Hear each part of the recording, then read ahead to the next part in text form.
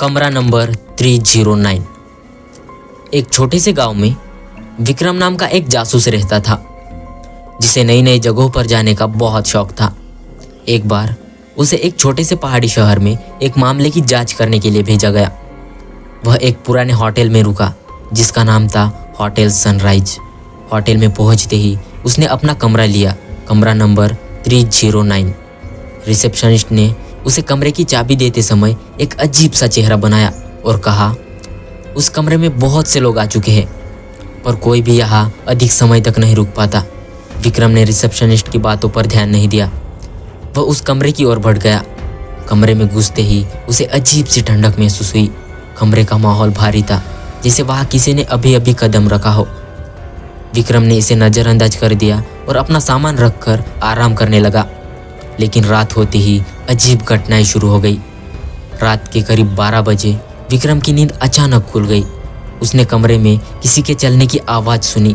वह उठा और टॉर्च जलाकर कमरे की तलाशी लेने लगा, पर वहाँ कोई नहीं था। उसकी नज़र अचानक दीवार पर गई, जहाँ किसी ने खून से 309 लिखा हुआ था। विक्रम का दिल तेजी से धड़कने लगा। अगली सुबह विक्रम ने होटल के मैनेजर से इस बारे में बात की। मैनेजर ने बताया कि कुछ साल पहले इस कमरे में एक व्यक्ति की रहस्यमयी तरीके से मौत हो गई थी। लोग कहते हैं कि वह व्यक्ति एक खतरनाक अपराधी था, जिसे कई लोगों की हत्या की थी। उसकी लाश 3 दिन बाद मिली थी, लेकिन मौत का कारण कोई नहीं जान पाया। तब से इस कमरे को लेकर कई अजीब किस्से सुनने को मिलते हैं।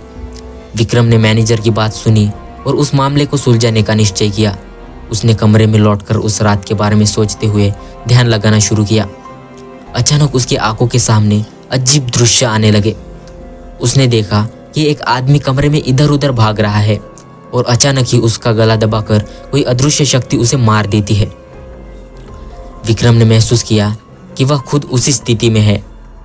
रात होते ही विक्रम ने कमरे में कैमरा लगाया, ताकि वह यह जान सके कि वहाँ क्या होता है। जैसे ही आधी रात बीती, कमरे में फिर वही ठंडक लौट आई। उसने देखा कि कैमरे में कुछ अजीब सी परछाइयाँ घूम रही है। अचानक कमरे का दरवाज़ा खुद ब खुद बंद हो गया और विक्रम को ऐसा महसूस हुआ जैसे कोई अदृश्य शक्ति उसे दबोच रही है। विक्रम ने खुद को बचाने की कोशिश की, लेकिन उसका दम घुटने लगा। अचानक महसूस हुआ कि यह वही शक्ति है जिसने उस अपराधी को मारा था।